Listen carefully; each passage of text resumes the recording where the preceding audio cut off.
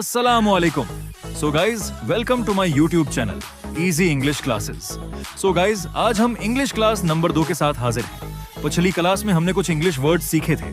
आज हम उन्हीं अल्फाज को जुमलों, सेंटेंसेस की सूरत में इस्तेमाल करना सीखेंगे। So without wasting any time, let's get started. सुने जी, जब हम बात करते हैं तो हम अपनी बात जुमलों की सूरत में करते हैं। बुनियादी तौर पर जुमला, सेंटेंस क्या होता है? जुमला दरअसल मुख्तलिफ अल्फाज को एक सही तरतीब से लिखने या बोलने का नाम है। यानी जब हम अल्फाज को दुरुस्त तरतीब से लिखते या बोलते हैं तो उसे जुमला, सेंटेंस कहते हैं। सो गाइज, आज हम सीखेंगे कि इन अल्फाज को जुमले की शक्ल में कैसे लिखा जाता है, यानी sentence making. So let's start. How to make a sentence, यानी हम एक सेंटेंस किस तरह बनाते हैं। So for making a sentence what do we need, यानी हमें एक सेंटेंस बनाने के लिए किन चीजों की जरूरत होती है। First of all we need a subject. सबसे पहले हमें एक सब्जेक्ट चाहिए। The second thing is a verb. दूसरी चीज वर्ब है। And the third thing is an object. और तीसरी चीज ऑब्जेक्ट है। अब हमें यह समझने की जरूरत है कि सब्जेक्ट क्या है, वर्ब क्या है और ऑब्जेक्ट क्या है। बेसिकली ये अल्फाज की तरतीब, वर्ड ऑर्डर है।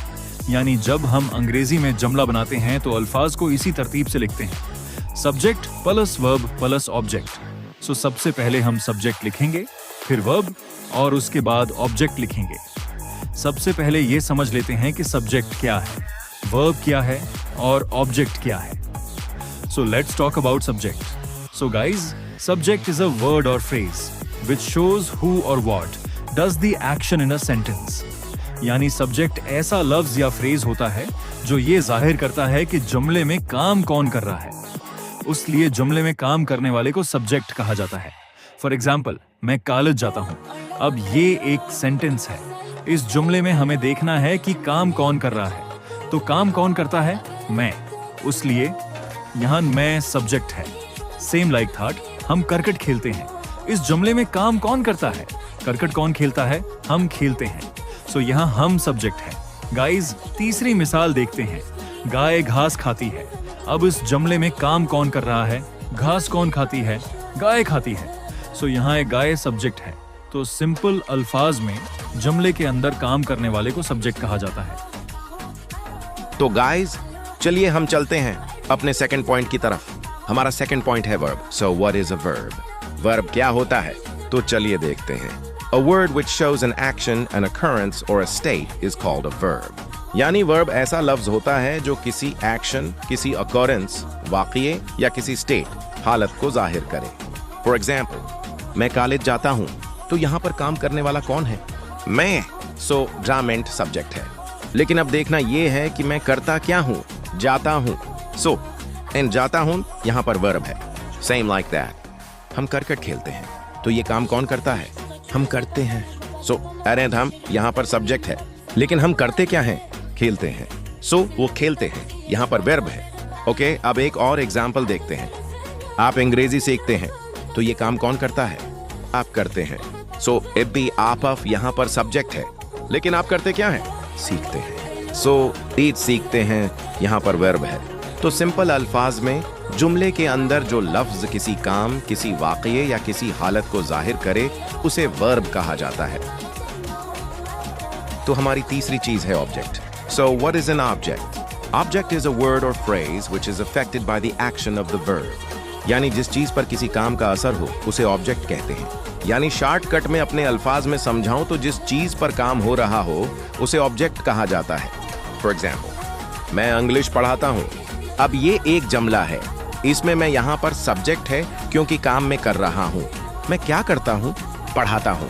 तो उन पढ़ाता हूँ जो वर्ब है।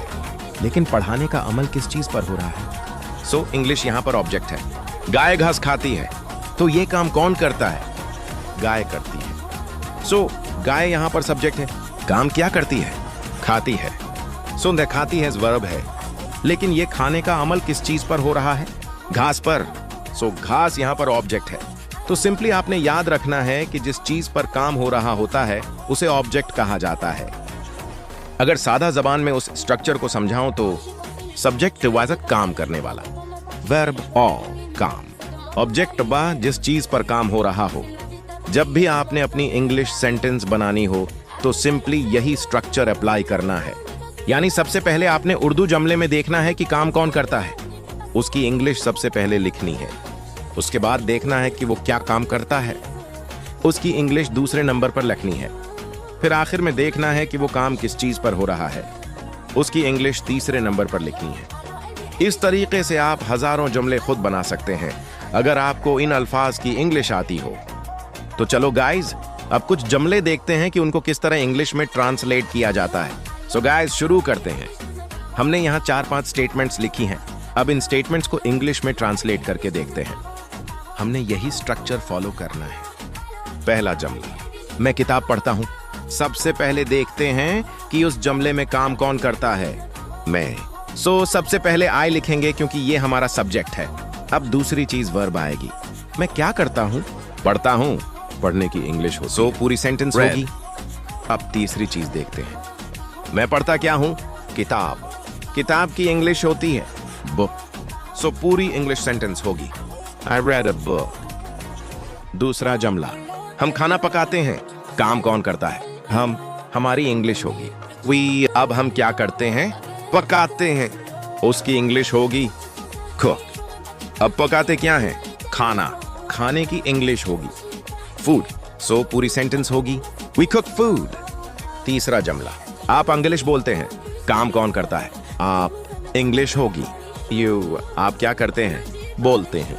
इंग्लिश होगी स्पीक। बोलते क्या है? इंग्लिश। You speak English.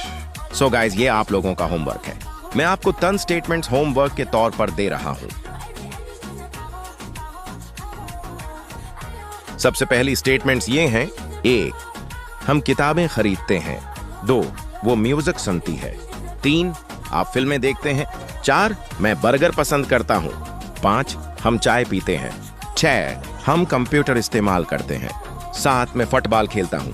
8, आप उर्दू बोलते हैं। 9, अली और साकिब स्कूल जाते हैं। 10, हम जूस पीते हैं। ये 10 स्टेटमेंट्स हैं। आपने कोशिश करनी है कि उनको खुद से इंग्लिश में बनाएं और बनाने के बाद उनको बोलने की भी कोशिश करनी है। बिकॉज इनको लिखना एक अलग चीज है लेकिन उनको बोलना एक अलग चीज है, और हम बात कर रहे हैं स्पीकिंग की। जितनी बार आप इन सेंटेंसेस को अपनी जबान से अदा करेंगे, इतनी जल्दी आपकी फ्लुएंसी बनती चली जाएगी। सो गाइज, कल मैं खुद भी इन स्टेटमेंट्स की इंग्लिश बनाकर आपको दूंगा ताकि आप देख सकें कि आपने उन स्टेटमेंट्स को किस तरह बनाया था और मैंने उनको किस तरह बनाया है। अगर थोड़ी बहुत मिस्टेक हो गई है तो IT डजंट मैटर। शुरू में डेफिनेटली थोड़ी बहुत गलतियां होती हैं, बट कोई मसला नहीं है। आपने अपनी तरफ से पूरी कोशिश करनी है कि उस काम को करें। And with the passage of time आप खुद अपने अंदर तब्दीली महसूस करेंगे कि आप इस चीज में दिन बह दिन इंप्रूव हो रहे हैं।